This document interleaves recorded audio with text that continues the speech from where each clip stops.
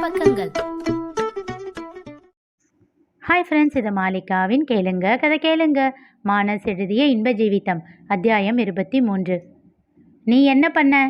இளமாறனிடம் கேட்டாள் ஜீவிதா. இளமாறன் கோரினான். நேராக ராசாத்தி அத்தை வீட்டுக்கு போனேன். அத்தைக்கிட்டேயும் மாமா கிட்டேயும் அந்த லெட்டரை காட்டினேன்.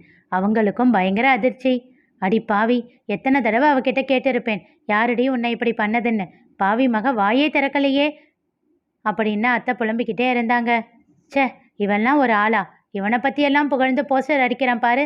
என் கையை பார்த்தா எனக்கே அருவருப்பாக இருக்குது அப்படின்னு மாமா கோபமாக சொன்னார். என்ன போஸ்டர் மாமா அப்படின்னு கேட்டேன். அந்த ஆள் கவுன்சிலர் எலெக்ஷனில் அப்போ நின்னார். அதனால ஓட்டு கேட்டு போஸ்டர் ரெடி பண்ணி சொல்லியிருந்தாராம். மாமா அந்த பிரிண்டிங் ப்ரெஸ்ஸில் தான் வேலை பார்த்துக்கிட்டு இருந்தார். மாமா எனக்கு ஒரு ஹெல்ப் பண்ணுறீங்களா அப்படின்னு கேட்டேன். அவர் எனக்கு உதவி செய்ய தயாராக இருந்தார். அவர்கிட்ட அந்த ஆள் படம் போட்ட போஸ்டர் கொஞ்சம் எடுத்துக்கிட்டு வர சொன்னேன். என் அம்மாவோட லெட்டரை ஜெராக்ஸ் எடுத்துக்கிட்டு வர சொன்னேன். அந்த போஸ்டரில் அந்த ஆளோட முகத்தை மையால் அடித்து ஓட்டு போட வேணாம் அப்படின்னு எழுதிட்டு பக்கத்தில் அந்த ஆளோட பெருமையெல்லாம் போட்டு இருந்ததுக்கு மேலே என் அம்மாவோட லெட்டரை ஒட்டிட்டேன். நடுராத்திரியில் யாருக்கும் தெரியாமல் ஊர் பூரா ஒரு இடம் விடாமல், ஒரு சுவர் விடாமல் எல்லா இடத்துலையும் ஒட்டிட்டேன். கூடவே ஒன்றொன்னா மடித்து ஒவ்வொரு வீட்டுக்குள்ளேயும் போட்டுட்டேன். எனக்கு தெரியும், காலையில் இந்த விஷயம் எல்லாருக்கும் தெரியும் போது அந்த ஆள் என்னை சும்மா விட மாட்டான், என்னை கொல்ல ட்ரை பண்ணுவான். அப்போது என்னை காப்பாற்ற அத்தையும் மாமாவும் முயற்சி பண்ணால் அவங்களையும் விட மாட்டான்னு தெரியும். அதனால் யார்கிட்டையும் சொல்லாமல் ராத்திரியோட ராத்திரியாக ஊரை விட்டு வந்துட்டேன். அது பொய்யின்னா அவன் எல்லார்கிட்டையும் சொல்லியிருக்கலாம், ஏன் நிரூபித்து கூட இருக்கலாம். ஆனால் அவன் மானம் போயிருக்கும் இல்லை, எனக்கு அது போதும். இமைக்காமல் அவனையே பார்த்து கொண்டிருந்தாள் ஜீவிதா. என்ன மேடம் அப்படி பார்க்குறீங்க? ஏண்டா, எப்பவும் உனக்கு அவசரம் தானா? எதையும் ஒழுங்காக யோசிக்கவே மாட்டியா? புரியாமல் அவளை பார்த்தான். யாரையும் ஏமாற்றக்கூடாது, எந்த தப்பும் பண்ணக்கூடாது அப்படின்னு உன் அம்மா சொன்னதை மட்டும் ஃபாலோ பண்ணியே. கூடவே உன் அம்மா இன்னொன்று சொன்னாங்களே, அது உனக்கு மறந்து போச்சா? நீ நல்லா படிக்கணுன்றது அவங்களோட ஆசை தானே, அதையே நீ நிறைவேற்றலை. நீ இப்படி ஊரை விட்டு ஓடி வந்து மட்டும் என்னத்தை சாதிச்ச? முதல்ல உன்னோட அப்பா அவமானப்படுறத உன்னால் பார்க்க முடிஞ்சதா? நீ இப்படி ஓடி வந்ததுனால மட்டும் உன் அம்மா சந்தோஷப்படுவாங்களா? பைத்தியக்காரா! கோபமாக அவனை திட்ட ஆரம்பித்தவள் முடிக்கையில் வருத்தத்தோடு முடித்தாள். நான் என்ன மேடம் பண்ணட்டும், எனக்கு வேற எதுவும் தோணலை என்றான் கண்களை மூடி சாய்ந்து கொண்டு. ஓடு மீன் ஓட ஒரு மீன் வரும் அளவும் காத்திருக்குமாம் கொக்கு. சின்ன வயசில் இதை படிச்சிருக்கியா? இந்த பழமொழியோட அர்த்தம் தெரியுமா உனக்கு? தெரியும் என்பதை போல் தலையசைத்தான். தெரிஞ்ச என்ன பிரயோஜனம்? தப்பு பண்ணிட்டியே. நீ அன்னைக்கு என்ன பண்ணியிருக்கணும் தெரியுமா? உன்னோட கோபம் எல்லாத்தையும் மனசுக்குள்ளே அடக்கி வச்சுருந்துருக்கணும். உன் அப்பா வீட்டு காசுலேயே படித்து முடிச்சிருக்கணும். அதுக்கப்புறம் ஒரு நல்ல வேலையில் உட்காந்துட்டு நல்லா சம்பாதிக்க ஆரம்பிச்சிருக்கணும். அப்புறம் ஒரு நல்ல லாயராக பார்த்து உன் அப்பா மேலே கேஸ் போட்டிருக்கணும். அவரோட மானம் மரியாதை எல்லாத்தையும் சட்டப்பூர்வமாக நடுத்தெருவுக்கு கொண்டு வந்திருக்கணும். நீ அவங்களால தொட முடியாத இடத்துல இருக்கிறப்போ அவங்களால உன்னை என்ன பண்ணியிருக்க முடியும்? கேஸ் போட்டு DNA டெஸ்ட் கூட பண்ணியிருக்கலாம். அந்த நேரத்தில் ஒரு ஆதாரமாக உங்கள் அம்மாவோட லெட்டரை கொடுத்துருக்கலாம். சட்டப்படி நீ ப்ரூவ் பண்ணியிருந்தா அதுதான் உங்கள் அம்மாவுக்கு நீ தந்திருக்கக்கூடிய பெருமை. அவசரப்பட்டு எல்லாத்தையும் கெடுத்துட்டியே மாறா. விழிகள் கலங்கி அவளை பார்த்தான் இளமாறன்.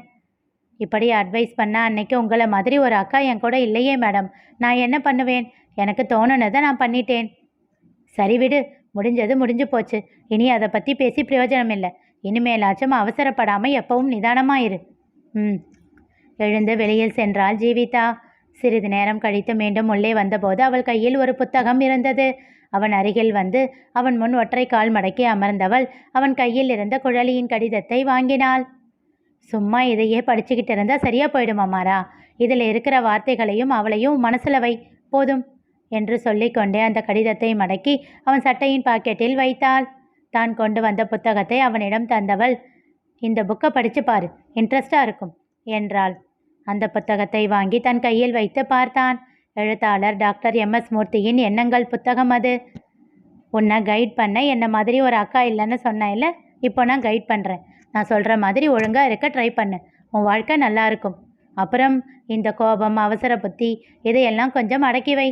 கேஸில் இருந்து ரிலீவ் ஆனதுக்கப்புறமும் அடிதடியெல்லாம் பண்ணாமல் அதுக்கு பதில் முறையான தற்காப்பு கலை ஒன்று கற்றுக்கோ.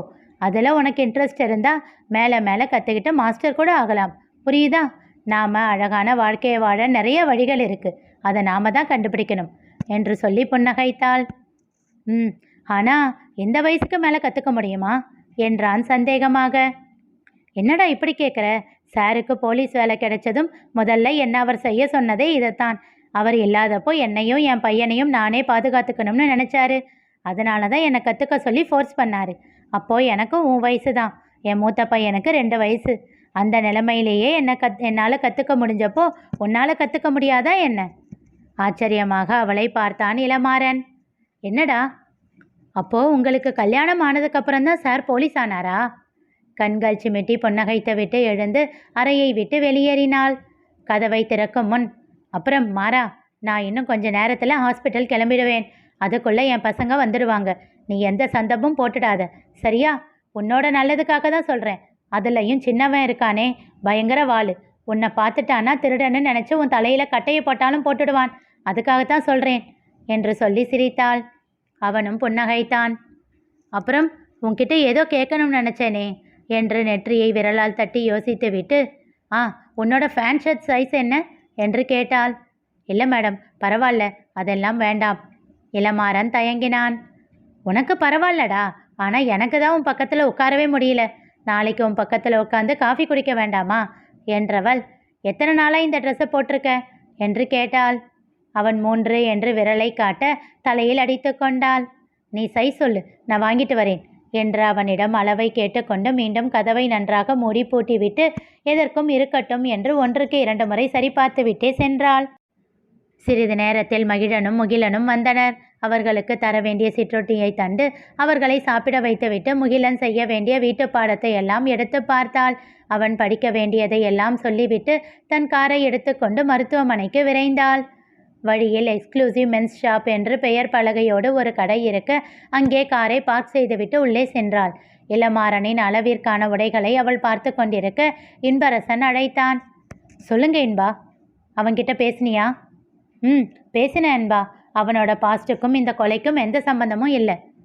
R you sure? Yes, 100%. Then okay. ஏன் குரல் ஒரு மாதிரியாக இருக்கு? நத்திங்மா. மாறனை பற்றி தானா? என்ன ஆச்சு? இப்போது இன்னொரு பிரச்சனை முளைச்சிருக்கு. அவன்கிட்ட விசாரிக்கணும். பசங்க வீட்டுக்கு வந்துட்டாங்களா? இப்போ எதுவும் கேட்க முடியாது. நைட்டு அவங்க தூங்கினதுக்கப்புறம் தான் அவன்கிட்ட பேச முடியும். Yes, I know. சரி, நீ எங்கே இருக்க? ஹாஸ்பிட்டல் போகலையா? ஆந்திவே இன்பா. என்ன பண்ணிக்கிட்டு இருக்க? அவள் கூற, ஆமாம், அவனுக்கு அது ஒன்று தான் குறைச்சல் என்றான் இன்பரசன் கோபமாக. இன்பா, பாவம் பாவன் என்றாள். ஜீவா, நான் உன்கிட்ட பல தடவை சொல்லியிருக்கேன், ஒவ்வொரு கிரிமினலுக்கு பின்னாடியும் ஒரு வருத்தமான ஃப்ளாஷ்பேக் இருக்கும் தான். அதுக்காக அவங்க எல்லாரையும் மன்னிக்க முடியாது. இன்பா, என்ன பேசுகிறீங்க? அவன் என்ன அக்யூஸ்டா? என்ன சொல்கிறீங்க? திகைப்பாக கேட்டாள். 2 மாதம் முன்னாடி ராயபுரத்தில் 4 பசங்களை போட்டு அடிச்சிருக்கான்.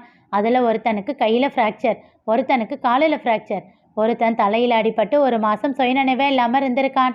அவன் மட்டும்தான் இவனை பார்த்துருக்கான் போல. ஏன்னா இவன் முகத்தை மூடிக்கிட்டு அவனுங்களை அடிச்சிருக்கான். அவனுங்க யாருக்கும் இவன் யாருன்னே தெரியல. எவனோ வந்தான் அடித்தான் அப்படின்னு நினச்சி இவனை தேடிக்கிட்டு இருந்திருக்காங்க. இப்போது டிவியில் இவன் தப்பிச்சு போனதை போட்டு ஃபோட்டோ போட்டதும் அடையாளம் கண்டுக்கிட்டு ஸ்டேஷனில் வந்து கம்ப்ளைண்ட் ஃபைல் பண்ணிட்டாங்க. ஓ மை காட், இவன் ஏன் இப்படியெல்லாம் செஞ்சான் தெரியலையே. இன்னும் கேஸை காம்ப்ளிகேட் பண்ணிக்கிட்டே போகிறான். நான் இந்த கொலையை யார் பண்ணதுன்னு கண்டுபிடிக்கவா, இல்லை இவனுக்கு வர பிரச்சனையை ஹேண்டில் பண்ணவா? எனக்கு ஒன்றும் புரியல. செம்ம டென்ஷன் ஆகுது. இன்பா, கூல், டென்ஷன் ஆகாதீங்க, பார்த்துக்கலாம். ஒரு வேளை எல்லாத்துக்கும் லிங்க் இருக்கலாம் இல்லையா? அவங்கிட்ட பேசுவோம். கொஞ்சம் பொறுமையாக யோசிங்க. ஓகே, பாய். பாய் என்ற அழைப்பை துண்டித்த இன்பரசன் யோசனையில் ஆழ்ந்தான். ஒரு வேளை எல்லாத்துக்கும் லிங்க் இருக்கலாம் இல்லையா?